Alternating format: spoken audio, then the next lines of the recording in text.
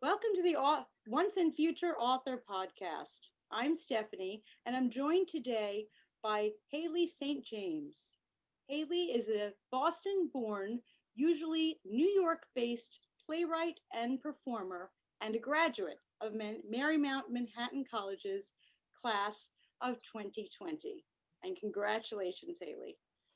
A non-binary lesbian on the autism spectrum, they are deeply passionate about seeing themselves and their communities represented truthfully in all media, theater first and foremost. In their theatrical work, they strive to marry authentic representation with hyper-theatrical, surreal, meta, and occasionally horny twists. They also have a thing for imaginary friends, ghosts, aliens, and well handled pop culture references. Their plays include What a Piece of Work is Ham, which is a stoner comedy prequel to William Shakespeare's Hamlet, Too Hard a Knot, which was published in the Red Penguin Collection's I Can't Find My Flashlight. And it's a 20-minute bard inspired dark comedy about the choices we make in this world. The play For Leonora or Companions, which is a tender, puppet driven exploration of life on the autism and LGBTQ spectrum, and A God Awful Small Affair, which is a sad, hopeful, and sexually frank quarantine play guest starring the ghost of David Bowie. Welcome, Hayley. Hi, Stephanie. Thank Hi. you. Thank you for joining me. Thank you. It's my pleasure to be here. Oh, I'm so thrilled to have you. And I had said before we started filming that I was going to read your bio because I love your bio. You know that. Thank you. Not just because you managed to hit all of those, highlights and things like that, but because of your mission statement. And you actually get it out there first and foremost. And I think that's fabulous. Thank you. So tell me, that's a huge, heady mission of that being deeply passionate about seeing themselves and their communities represented truthfully in all media, theater first and foremost. How did you pick theater? Well, because for most of my life I've been doing theater. I'd say since I was 4, I wanted to do theater. When I was 4, my parents took me to see Peter Pan in Boston at the Wang Theater with Kathy Rigby as Peter Pan, and that kind of, gave me the theater bug, and it sort of, grew from there. I've been seeing theater regionally and like in Boston for most of my life. And then about 10, 11 years ago, 12 years ago, really, I started going to New York to see theater every year. And, every Christmas or so, we'd go to the city and see some shows, and it was always really fun. And then when it was time to, figure out college stuff, I was like, I think I need to go into theater. But at this point, I was still very much focused on acting. I wanted to be a musical theater actor. I can't dance. So that was, in hindsight, not a very good idea. So I applied, didn't get into anywhere, took a gap year, had a really great internship at an Actor Shakespeare project in Boston, learned a lot, reapplied to some colleges, only got into my safety, which was not ideal, but I went there for 2 years, had a really bad time for the most part. But then in the spring of 2015, I, on a whim, had a ticket to the first preview of a musical called Something Rotten, which is a musical about these two brothers who are rivals with William Shakespeare, and they're playwrights. Favorite. And it's a show that it saved my life. This show helped me get out of this really awful depression, but also made me realize, hey, wait, they're playwrights. They write for the theater. I love writing. I love the theater. Maybe I should write for the theater. So in the following year, I took another year at the school, which was not ideal, but mostly just because I wanted to be close to New York, because I went to school in New Jersey. And I went and saw shows every weekend, and then I was writing, nothing but writing. And then by the spring semester, when I finally took the playwriting class and wrote my first play, which was What a Piece of Work is Ham, which was, it was a student, one act that I wrote for class.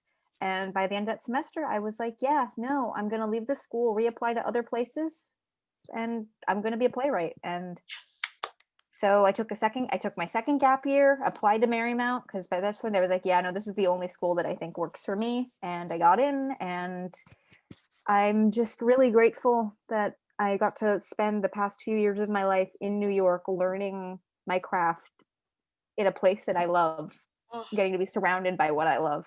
Because as a writer, I learned so much visually and audio wise. So seeing all this theater and being able to write about all this theater, because I also do some theater criticism on the side. It's been kind of, on hiatus because considering the industry is dead right now. But I just being able to be surrounded by what I love and write what I love and write about things that I love. that's huge. It's just that's my journey, really. What a gift. Well, first of all, I had no idea that you were inspired from Something's Rotten because that was one of my favorites. Oh, I'm so happy. The thing is, John Cariani, who played Nigel in the original cast, he is the most produced playwright in this country. He wrote Almost Maine. If you didn't know, he wrote Almost Maine.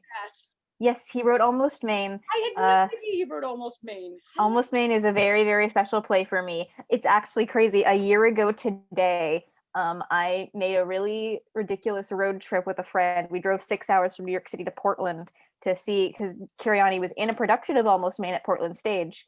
And he was like doing his farewell performance of it because he's, been doing it for so long. So I was like, I need to see this because I've only ever seen it with young people doing, because it's the most produced play in high schools and colleges. So being able to see a production that's all adults, I will never see a better production of that play in my life. It was perfect, and that was a year ago today. So I'm just like, wow, I really miss Cariani right now because he became my mentor. He's why I'm a playwright. Really, the show itself was specifically his character and him as a person, because we started talking at the stage door, and I shared him my scripts as I was writing them, and we just became best friends because of this show. And that show does mean the world to me. I saw it 37 times on Broadway. 37 times. Yeah, 4 on tour. Okay, I saw it 3 times and people thought that I was a little nuts for this. There's nothing wrong with seeing things multiple times if it brings you joy. That's really how I feel. And the thing is, theater is cheaper than therapy, so I would just see it every weekend because it was cheaper than therapy. Hayley, I want that written on a plaque. Theater is cheaper than therapy. It's true. I mean, unless Hamilton is your show of choice, theater is cheaper than therapy. I think that we should push the mayor to open the theaters, and that should be our. Well, first we need the entire industry to be vaccinated, and we need a bailout fast. The Save Our Stages bill that passed, thank God, only covers for-profit theaters and not nonprofits. So basically, sure, maybe the Broadway houses are okay, but what about all the off-Broadway theaters? It's just really stressful. These actors aren't getting really anything. We're not getting enough unemployment. It's just No. it's really messy. I know yesterday, I don't really know much about what's going on with the mayor's race in New York, but Andrew Yang tweeted that one of his priorities is bringing Broadway back, and I was like, okay, I'm listening, Yang Gang. So, we'll see what happens. That'll get a whole lot of people on the Andrew Yang bandwagon. Yep. Well, somehow they're opening them up in London. Well, they did briefly, and then it got bad again, so they just shut them all down. I remember there was a thing on one of the local, not local, but one of the national news things. They had a segment about Six reopening, and I got to see that in Boston, and I love that show a lot. It didn't even get to open on Broadway. The shutdown happened their opening night, which is so sad because they're so good. But it got to reopen in London, and they had all these footage of people going to go see it, and they had clips from the show, and I just fell to the floor crying because I miss being able to be in theater.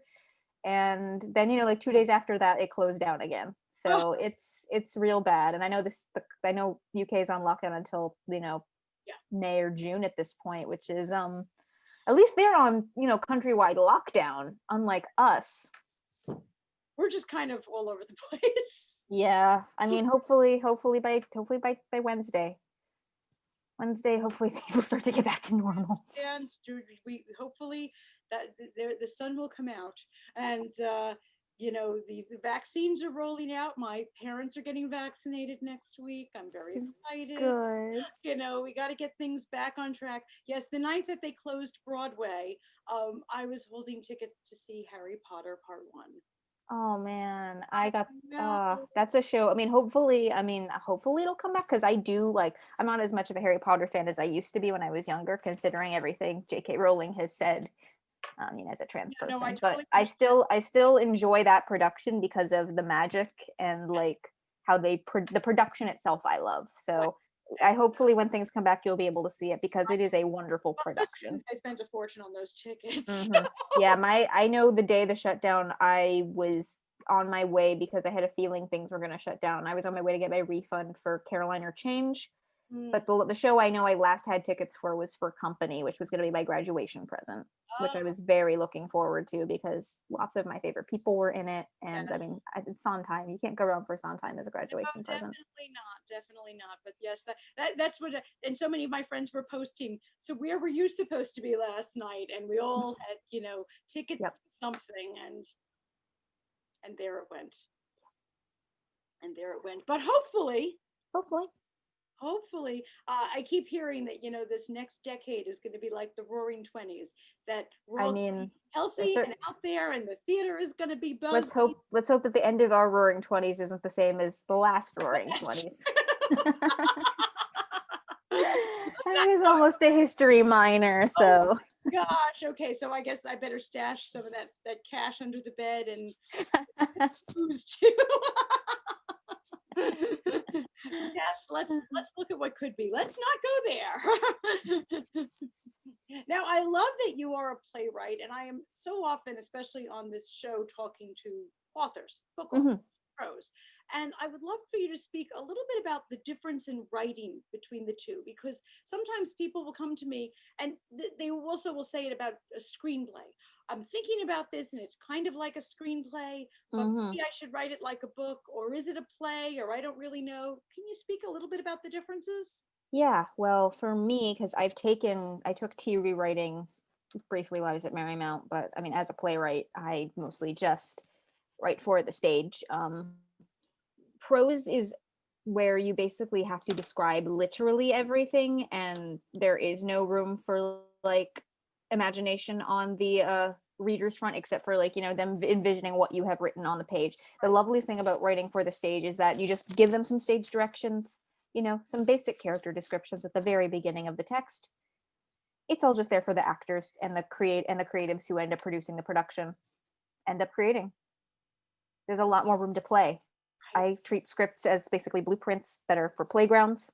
So if someone decides to do a production of one of my plays, it's the director and the creative teams, that's their world that they can play with and create. And, I'll just be there being like, oh, do I like this or do I not like this? Because the nice thing about playwrights is they have more control over their writing than other types of writers, because screenwriters have to sell their scripts to people, and the people who buy the scripts can do whatever they want with them. Right. Which is not ideal because as someone who cares so much about, the representation in my work and, my mission, as I say, about, representing my communities truthfully, as a playwright, I have full control of that.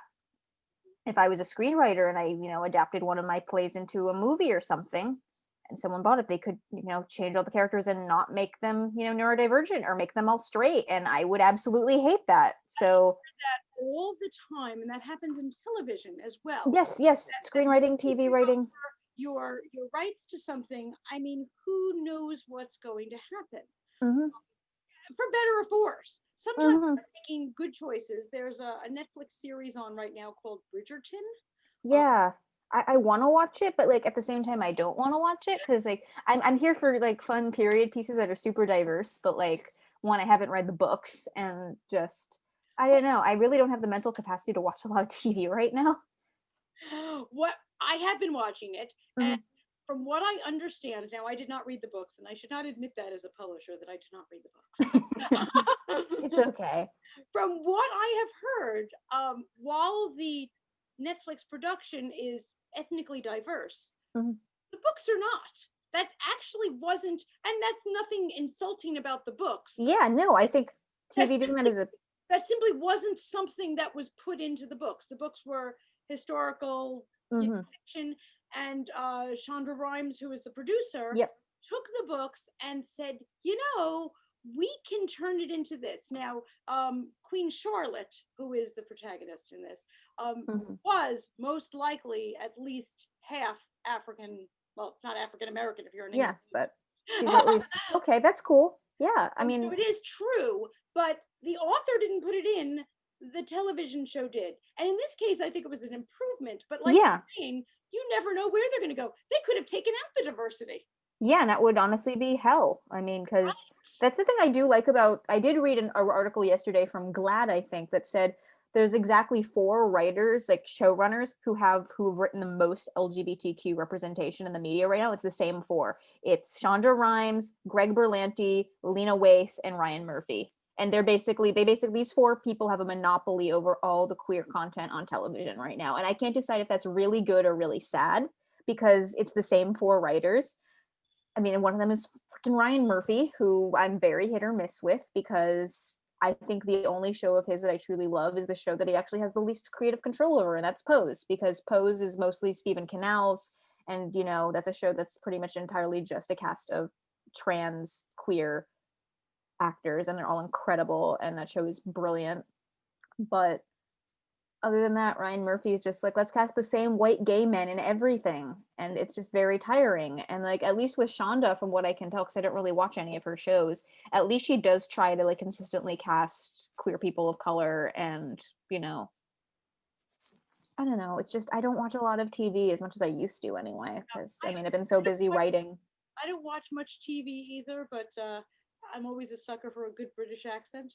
I do. British television usually tends to be my like go-to, but even then, the past couple seasons of Doctor Who have not been good because the new showrunner does not know how to write sci-fi, and it's a shame because we finally have our first female Doctor Who, and her character so far is just she's the girl doctor, and it's just really annoying that you finally have this great leap forward in representation on like the BBC's like flagship series, and she has no personality other than she's a girl, and it's 2 seasons of just really bad scripts. Like the historical episodes are good, but like the sci-fi ones that are actually like the plot of the seasons Right. are so bad, and it's so unfortunate because like it's a show that is very very special to me and like has had good representation. Like the season before she started, we had like the Doctor's main companion was a lesbian of color, and she was awesome, and she didn't even get to stay on to the next season so we could have a nice transition period with first female Doctor having a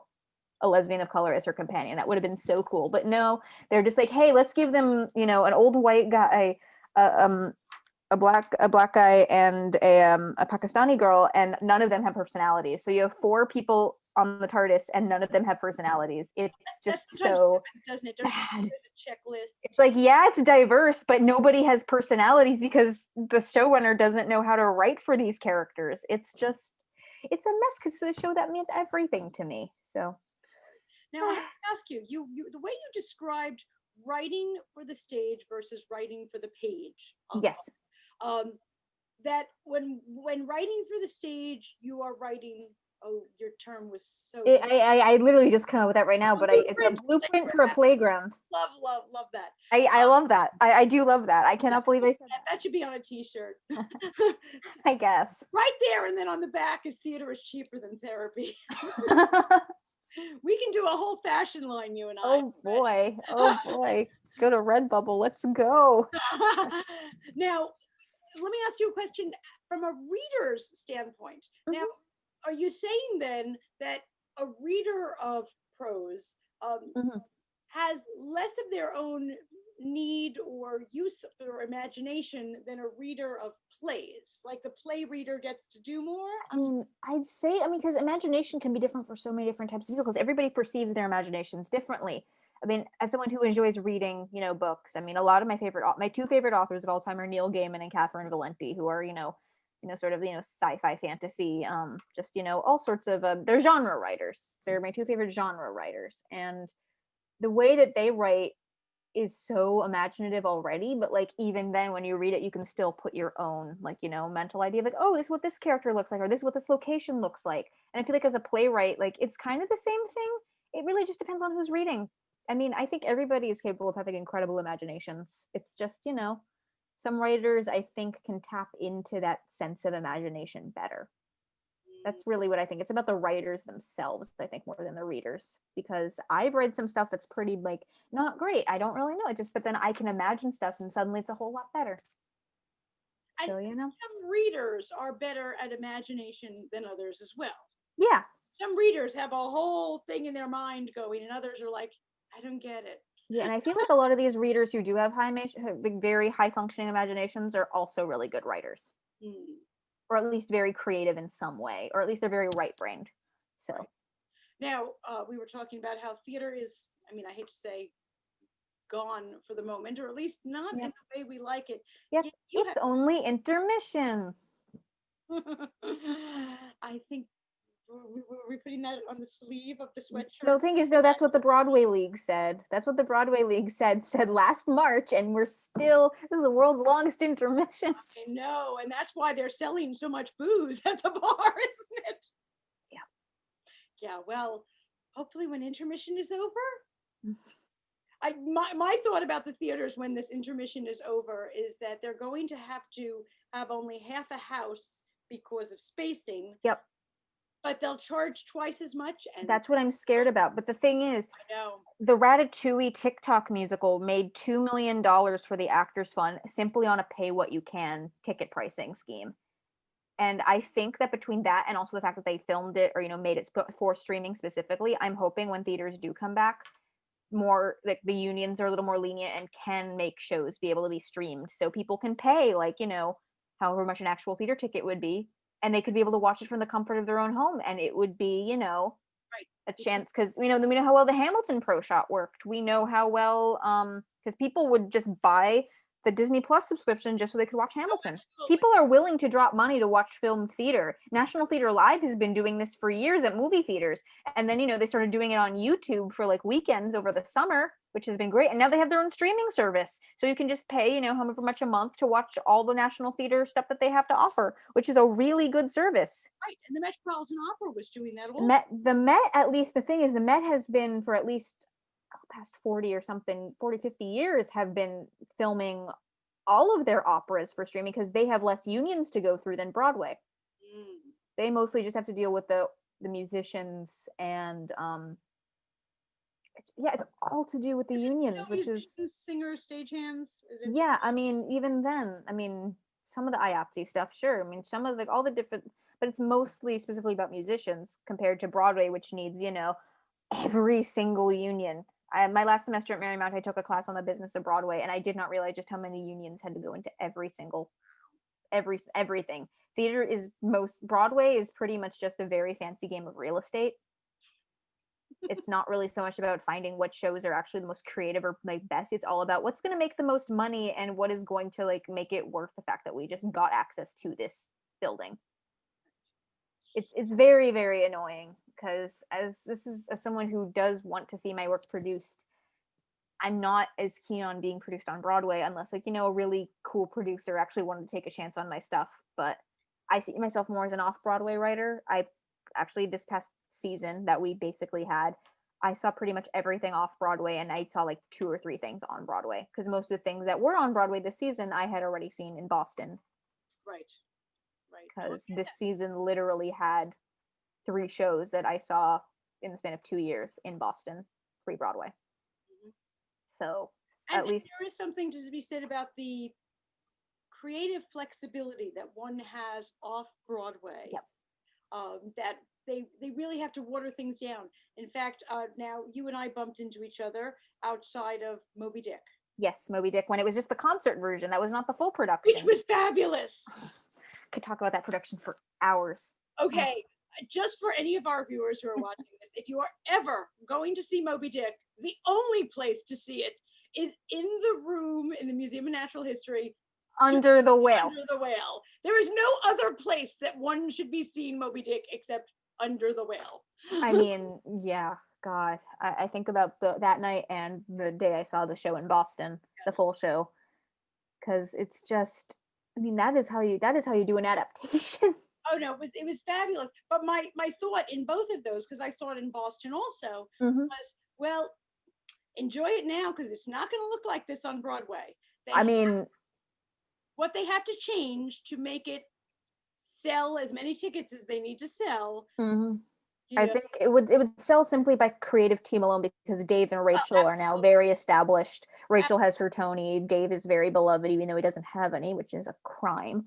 But I think if it did go to Broadway, it would go to the Circle in the Square because that's the closest thing to. It's a theater in the round. Theater It's. the round, right? I think Moby Dick would work really well there.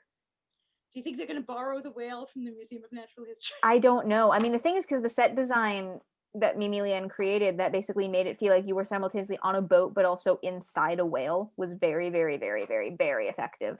Yes. So I think it would be fine. I don't know. I just really hope that it gets a life in New York, because I hope so too. because it was just so special. Like one of the last two pieces of theater criticism I wrote before the shutdown was a massive like in-depth review of the show, as like someone who had not read the actual like Melville novel until my bus ride home from Mhm. after seeing the musical. And I was like reading, like, wow, this actually makes so much sense. That's what I love about Dave Malloy as a writer, like as a theater writer. He's one of my favorite writers because he adapts, these, giant ass classic novels that people are like, oh, I don't want to read them, they're too long. But then he adapts them in such a way that makes you want to read the novels and actually helps you understand the novels better, because he gives so much life to these characters. So like I would probably have never read War and Peace by Leo Tolstoy unless I saw Grey Comet. Like I would not have read Melville's Moby Dick unless I saw Dave Malloy's Moby Dick. I love Dave so much. He is one of my favorite people on the whole planet. Now, even during this intermission that theater is having, you recently had a play reading going on. Oh yes, I did. I actually had two last year. I didn't know about two. Yeah, this is but the one in October, which was for A God Awful Small Affair. That was really, really, really special. That was my second reading. My first reading was actually for Leonora or Companions, which was done through Pride Plays, which was co-sponsored by Playbill. Mm-hmm. So that was a pretty big deal. Michael Urie was one of our, creative people, like Michael Urie from Ugly Betty, who is a dear friend. He was like my mentor on that, and he produced it, and that was really fun. That one we got to use like equity actors and like a real legit director, and like I mean everybody I work with is legit. It's just like this was my first gig out of college because I graduated in February, and then March shutdown happens. I'm like, well, what am I gonna do now? There's no theater to do. I don't think I submitted to anything. I don't know. And then April I get a phone call from Michael, and he was like, hey, so I read your play, we want to do it for Pride Plays. I'm like, oh, okay, I forgot I submitted. I'm down. So I got to have my first gig right out the gate, which was really special. But then, while I was doing that, I was also writing this quarantine play that was like sort of, channeling a lot of feelings and thoughts. So, and then I got to have this reading in October, which sort of just came out of nowhere. I was just like tweeting, hey, would anybody like want to read this play that I wrote about quarantine? And some nice people reached out, and they were like, wait, this would be a good fit for our company. We should do a reading. And I'm like, okay. And so we did, and it was awesome. And that one at least is available for streaming. That's right. So I will be sharing that link along with this episode. So let's get those views going. Yeah, no, it's a really, it's a very like, it's hard. It's kind of a hard play to explain because like, how do I explain this play? It's a quarantine play, so I wrote it like pretty much in real time from March till May. So it starts in like March, right around the time of the shutdown, and ends like right before all the Black Lives Matter protests started. So it's mostly specifically about like the first few months of quarantine, but it's about there's two rooms in an apartment building in New York.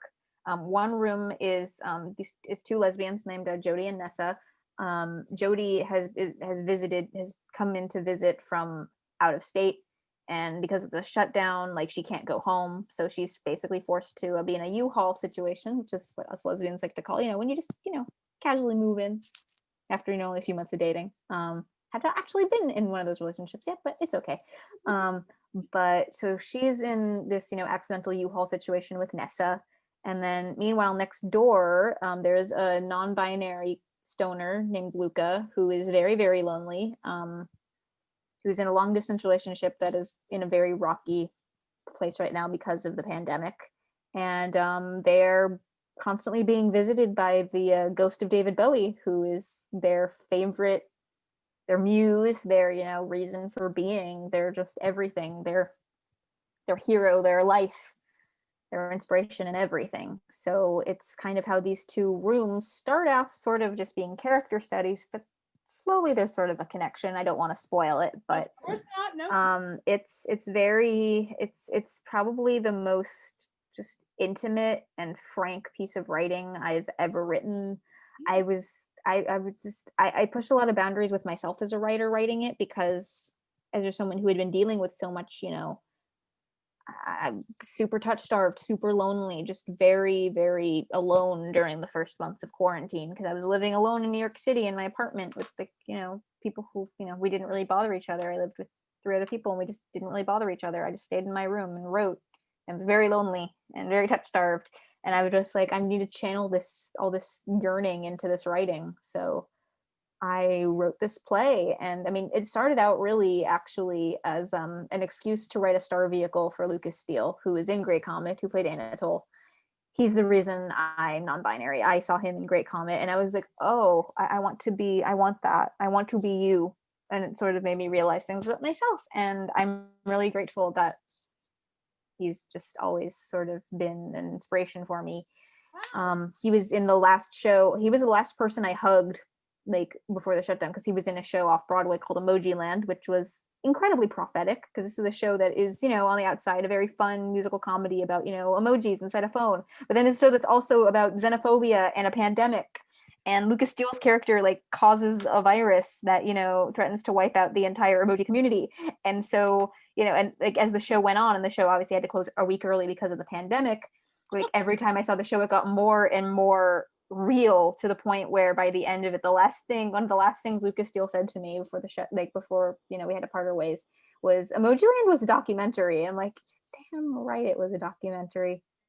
But I've always wanted him to play David Bowie, so I was like, I want to write a star vehicle for him. But then it sort of morphed into this, study of longing and yearning and finding connection in quarantine.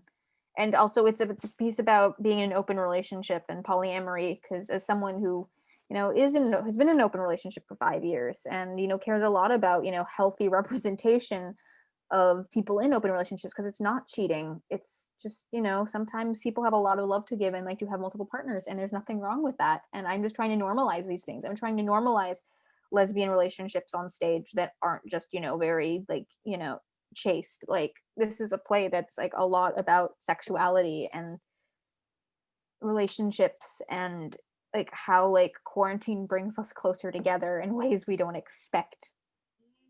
And it was a lot to write, and I'm just really grateful that I got to have a reading of it at all, because it's a piece, I mean, I would love to see it staged someday, but like right now, considering everything going on and considering how intimate my piece is, like, how will this get staged? Like, it may have to wait a few years to get like a full production, like with an intimacy director and everything. But like for now, like as a Zoom reading, it worked pretty damn well, I think. Fantastic. So what's next on your writing agenda?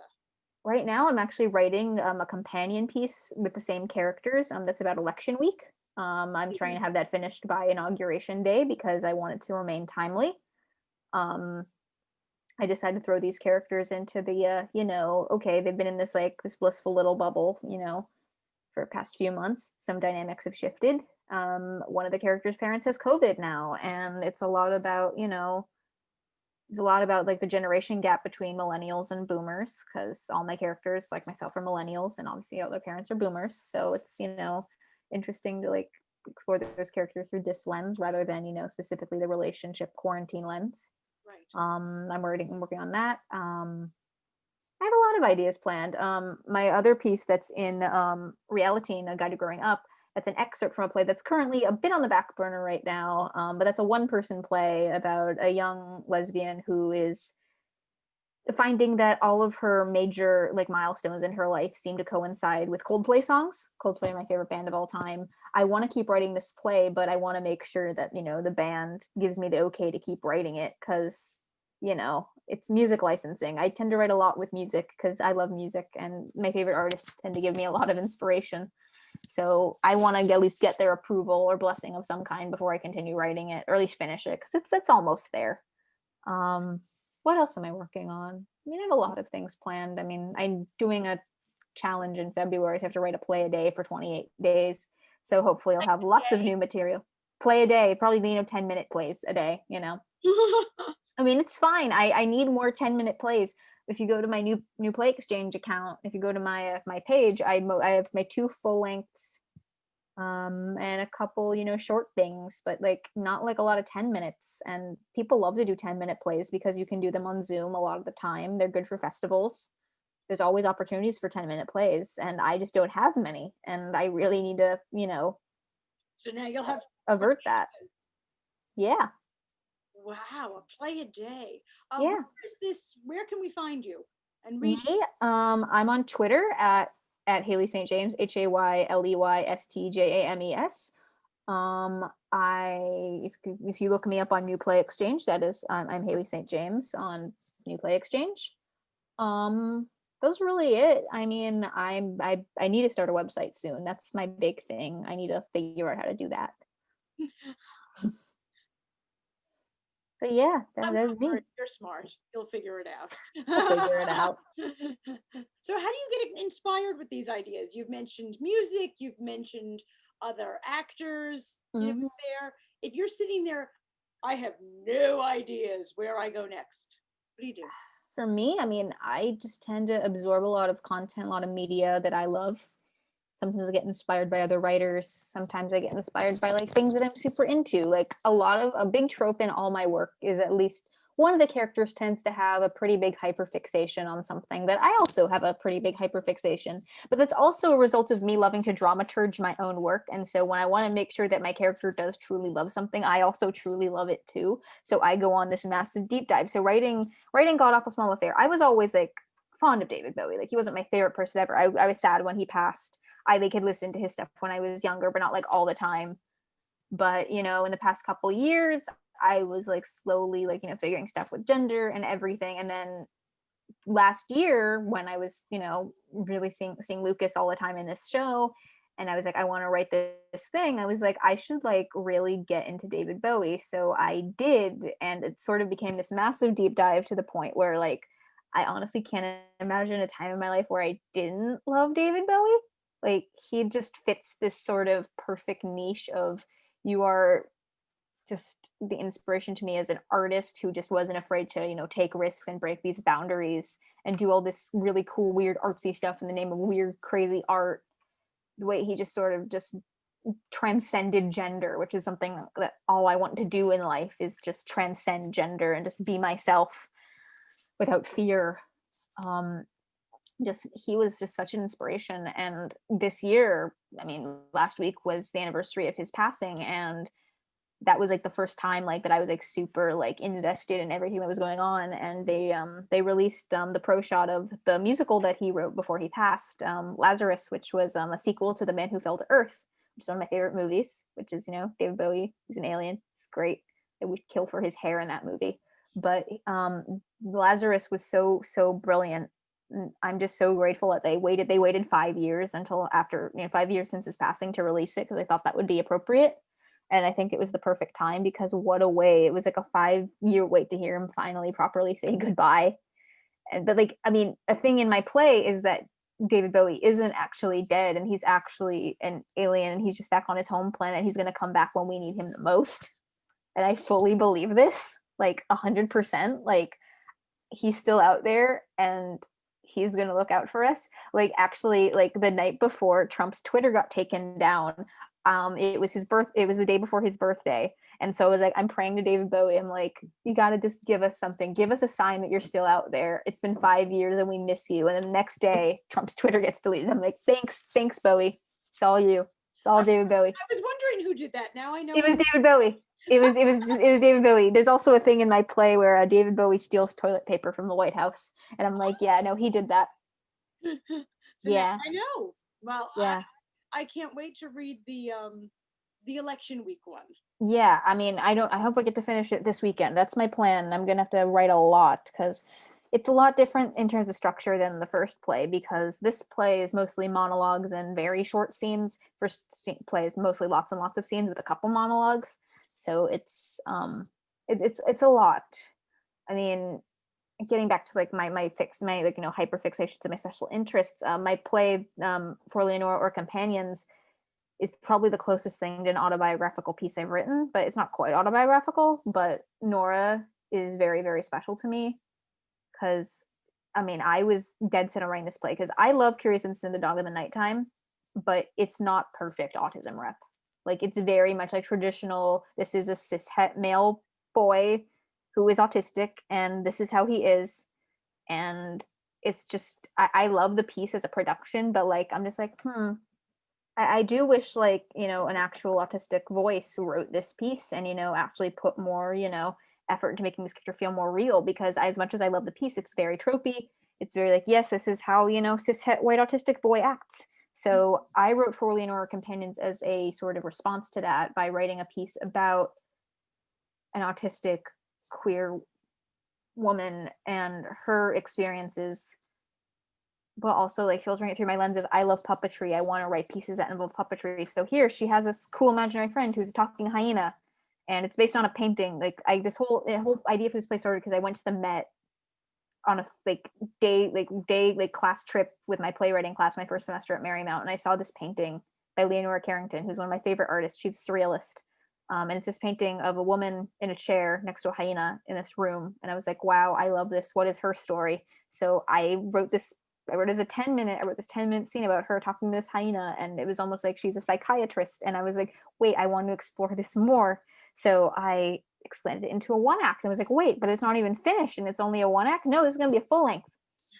So I just kept writing, and I gave Nora the because when I was younger, because obviously like Harry Potter was a big part of my life, but I've had this since Disown It. But my other big favorite childhood book series was the Oz books, and I still love them, and they're still super important to me. And I was like, I don't really know anybody who really talks about them, and like it always has felt like a very specific hyperfixation for myself. So I was gonna like, hey, Nora's into the Oz books too. She collects them too. And I was just really grateful to put a bit of myself into this character, even more so than just like, hey, we are the same in terms of our mental health. Like, no, we're also very similar personality wise. And I just wanted to write this nice love story between two women who are queer and autistic. And it's not a sob story, and it's like actually happy and good and wholesome. And because I'm just tired of seeing stories where it's lesbians, but it's tragic because one of them has to die, or they have to break up for society reasons, or I'm just really sick of seeing stories about trans characters who have to suffer, or it's always about coming out. It's never about just they're just there and they're trans and we deal with it and it's great. When I say that I care about representation of my communities in what I write and in all media, it's because I want to be someone who is writing these stories for people who aren't just like me, but for everybody to read and understand just how we work. And it's not like we have to be, people to sob over. It's not like we're a problem that needs to be cured. We're just people living our lives. And that's really what matters to me. And so I write about this in my work. Like, I just care so much about good representation, and it kills me that like there's so many things on TV or whatnot that like just are so close, but then it's like, oh, you've partnered with Autism Speaks. Well, they don't speak for me, so I'm not gonna watch you. Like there's been all this stuff about Sia, who like normally I loved her music, but she decided to make a movie about an autistic character.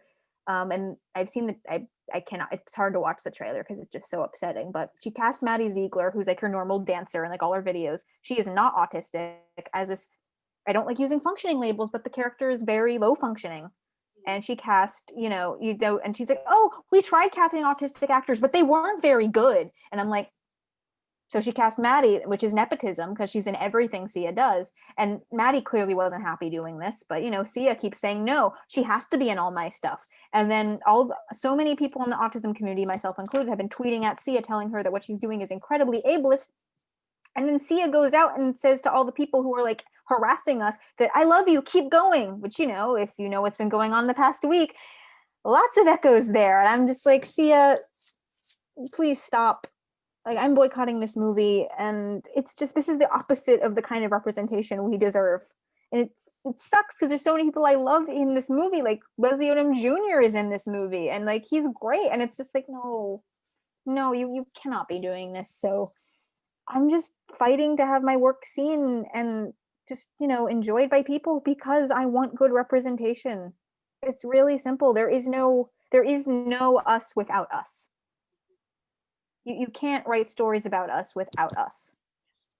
our voices matter just as much as neurotypical people. Our voices matter just as much as heterosexual people. Our voices just matter as cisgender people. We just want to be heard.